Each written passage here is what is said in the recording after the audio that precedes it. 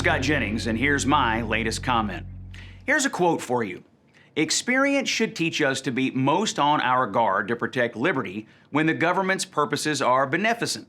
The greatest dangers to liberty lurk in insidious encroachment by men of zeal, well-meaning but without understanding. Zeal, well-intentioned but without understanding. Those are the words of Louis Brandeis, the famed Louisville-born Supreme Court justice who wrote that dissent in the prescient Olmstead case. He perfectly predicted the modern Democratic Party zeitgeist as embodied in Joe Biden's presidency.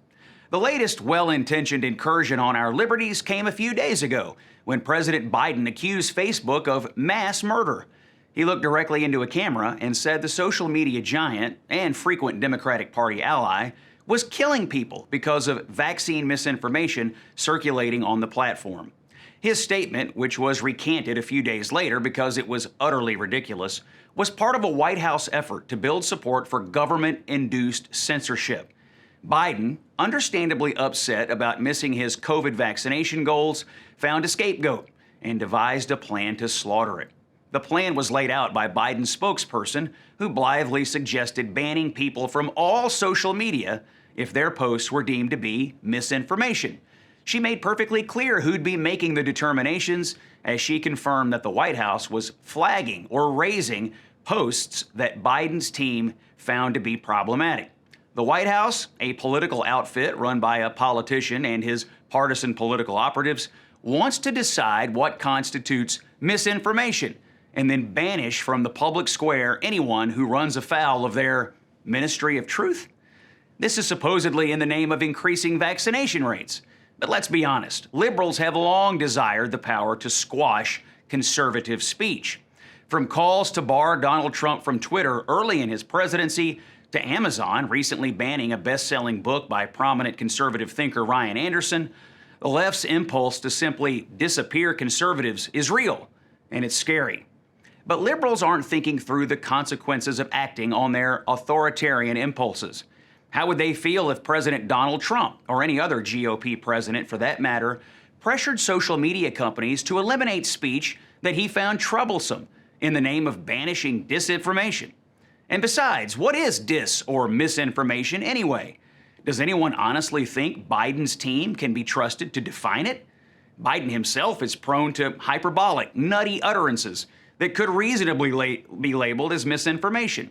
Just this week, he said that, quote, no serious economist was talking about unchecked inflation, when in fact many serious economists are talking about it. In fact, they're fretting about it. Last fall, Biden's campaign rapidly mobilized around a misinformation plot as it fought off damaging revelations about his son, Hunter Biden. Even before the truth could put its shoes on, Biden's operation bullied the mainstream media into the narrative that Hunter Biden's laptop and the lurid, corrupt acts found therein was a Russian smear tactic. Biden was so successful at labeling the laptop story as Russian misinformation that Twitter banned the New York Post, which broke the story, from its platform. Facebook joined in, severely limiting the story's distribution. Political commentators who raised the issue were accused of aiding and abetting Russian election interference.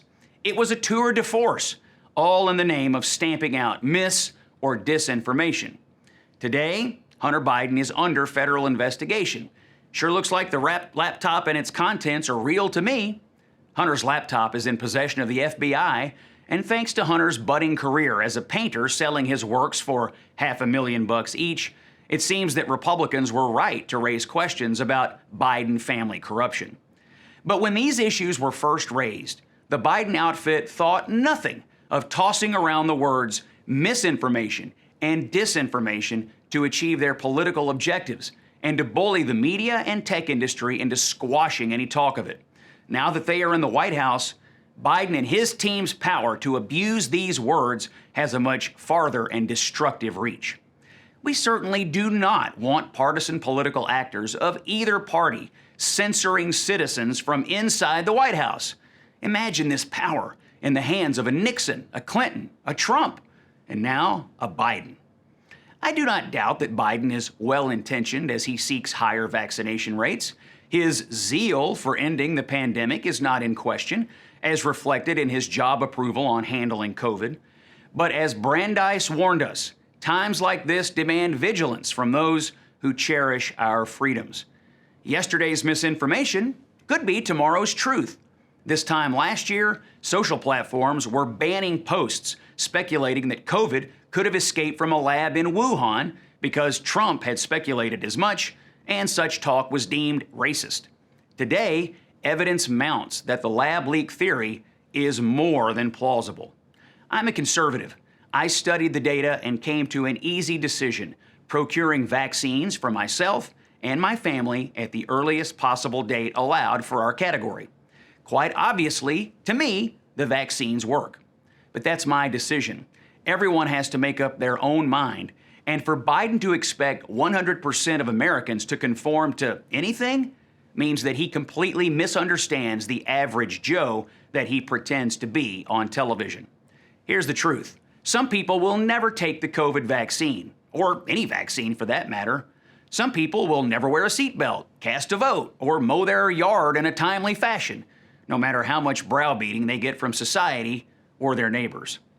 And we must stop the frantic worrying about it, because it's leading to disastrous policy ideas like government-induced censorship, which is an insidious encroachment, in Brandeis's words, which, if it takes hold, will create an infection in our democracy, for which there is no vaccine. I'm Scott Jennings. Thanks for listening. Follow more commentary on Twitter @ScottJenningsKY.